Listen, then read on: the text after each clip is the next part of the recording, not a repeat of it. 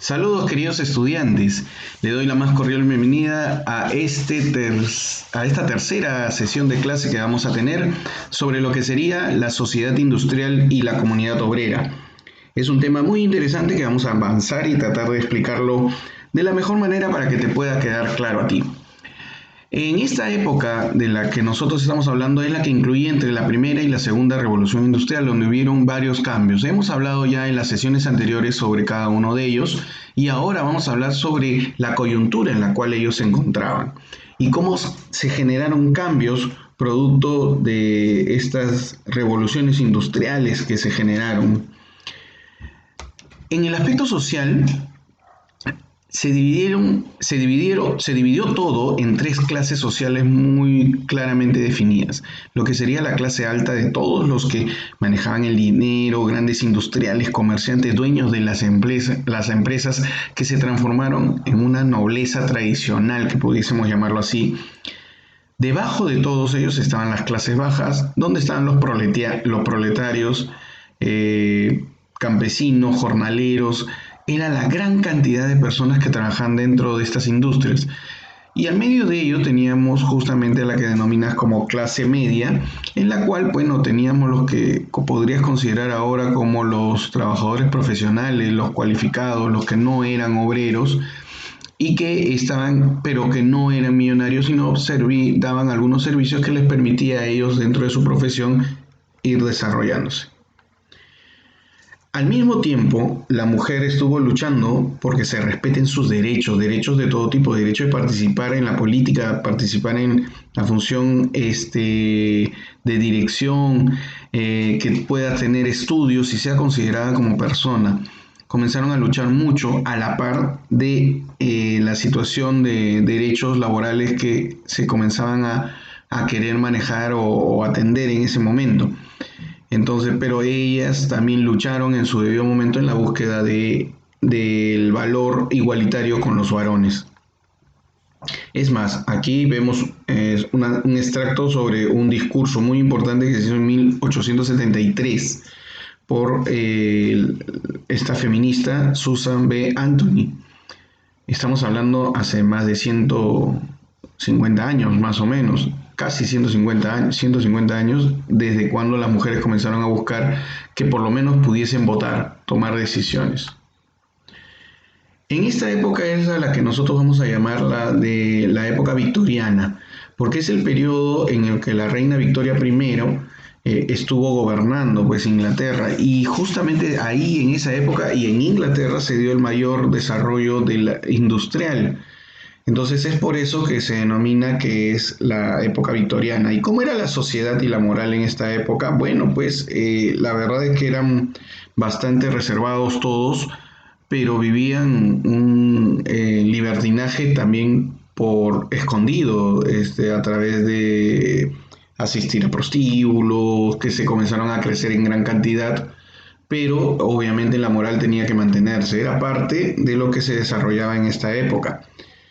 Hubieron reformas políticas y sociales, por ejemplo, durante todo el siglo XIX, que se emprendieron con el objetivo de dar derechos a los ciudadanos ante muchos reclamos que se estaban realizando.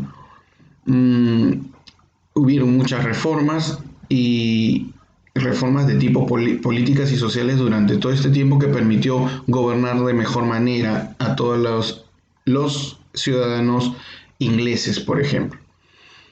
La educación victoriana estaba obviamente dividida de acuerdo a las clases sociales, ¿no? Media y alta tuvieron el privilegio de tener buena educación, mientras que la clase baja definitivamente no la tenía. Eso es algo que hay que ir considerando porque ellos servían solamente como mano de obra. Existió, como les decía, una desigualdad y una sociedad muy puritana que trataba de mostrar una imagen, y mientras tanto existían otras actividades que se hacían en la misma ciudad de Londres. Hablarles sobre lo que sería la explotación laboral infantil que se dio en esta época y se dio en gran cantidad. Los niños eran considerados como adultos pequeños, y como adultos pequeños, no como niños, que están en desarrollo, ellos ya podían trabajar y podían hacer diferentes actividades. Y como había muchas maquinarias que había que utilizar y justo sus manos más pequeñas permitían hacer diferentes tipos de acciones, es por eso que los contrataban a ellos, como se ve en la fotografía. ¿Cuáles son las consecuencias de ello? Bueno, tuvieron enfermedades en la piel, deformaciones óseas. Muchos de ellos, por estar con maquinarias de este tipo, perdieron extremidades, dedos, manos, piernas, brazos y fueron dañados de esa manera. Otros murieron por inhalaciones de azufre, plomo que utilizaban estas maquinarias. Aquí se dañaban muchos derechos, se vulneraban, como el de la educación. Ellos no se educaban, no tenían salud, no había ningún tipo de protección y menos su vida era importante. Estas cosas fueron cambiando obviamente en el siguiente siglo.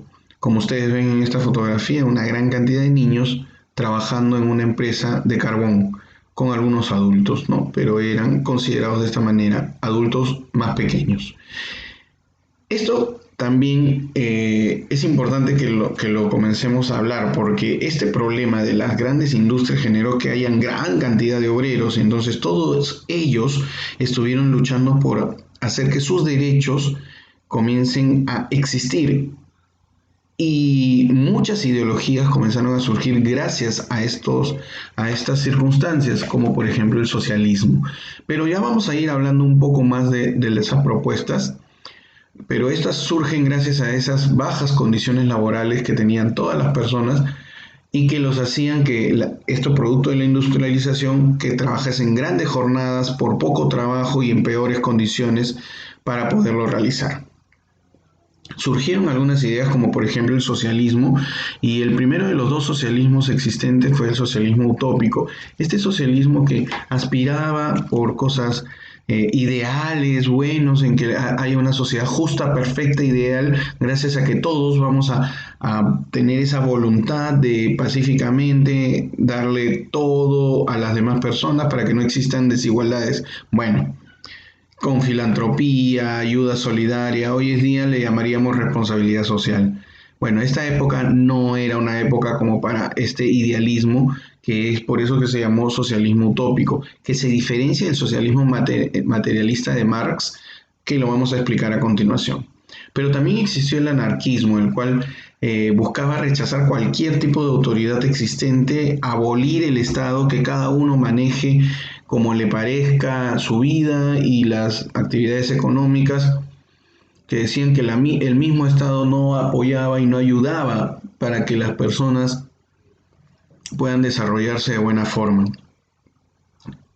Y luego surgió el socialismo marxista gracias a Carlos Marx, donde él consideraba que se tenía que eliminar la propiedad individual, tenía que hacerse.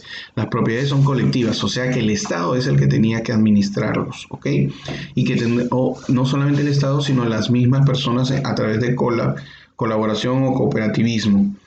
Entonces, y tendría el Estado muchas funciones como el de darle educación, sacar de la ignorancia a las personas, atenderlos, etcétera, etcétera, de actividades.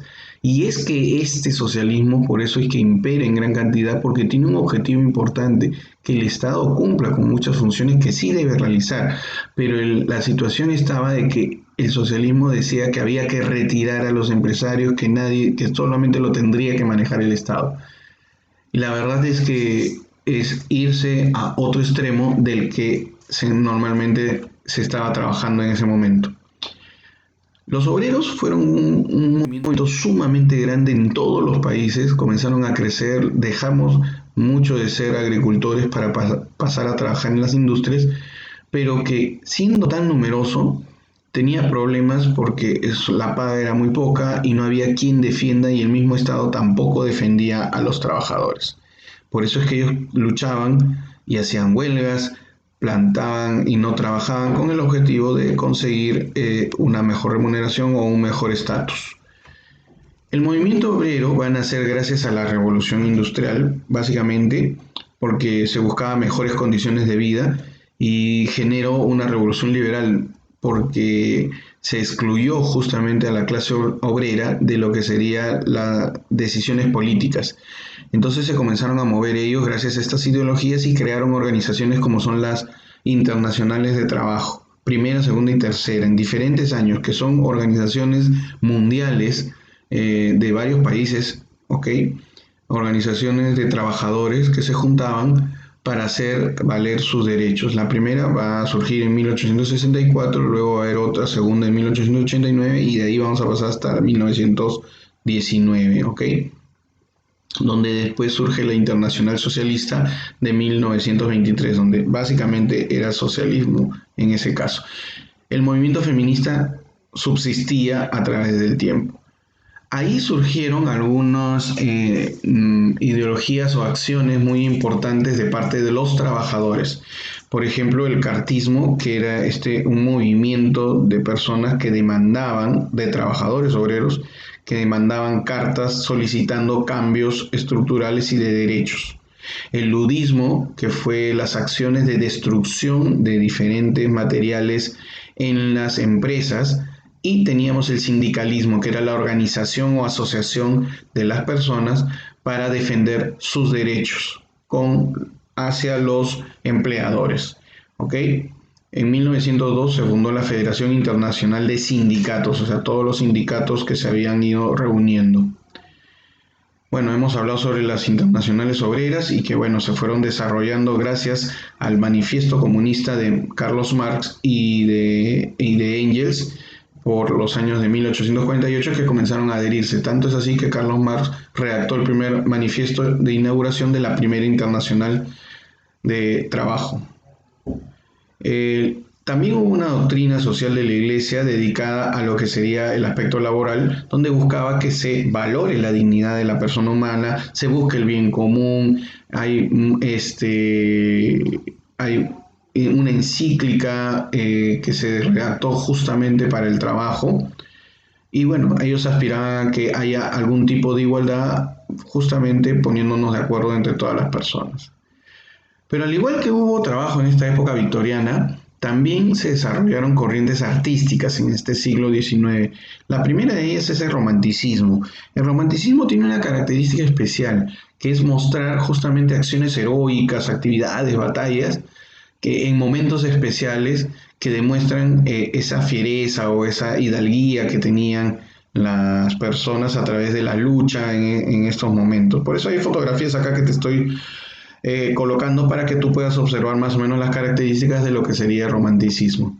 El realismo lo que buscaba es mostrarte imágenes de actividades de la vida diaria de las personas, lo que uno realizaba, por ejemplo, un viaje de alguna persona muy importante, un sultán, por ejemplo, como esto con los que estaban picando piedras, personas que comiendo papas, niña obrera, o alguna persona que estaba en un vagón en tercera clase, por ejemplo, ¿no? Que es una pintura que muestra actividades que se hacían en ese momento. Era como tomar una fotografía, pero al no haber fotografías, lo que hacían era pintar.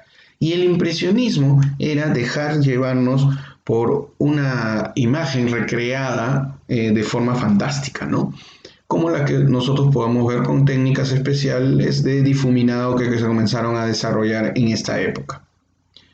Bueno, yo concluyo contigo aquí en esta actividad. Yo lo que deseo es que por favor leas este texto, le puedas poner una pausa, puedas leerlo, puedas imprimirlo y puedas desarrollarlo presentándote unas 3 preguntas sobre este texto. Tú mismo creas 3 preguntas y luego tú las vas a responder.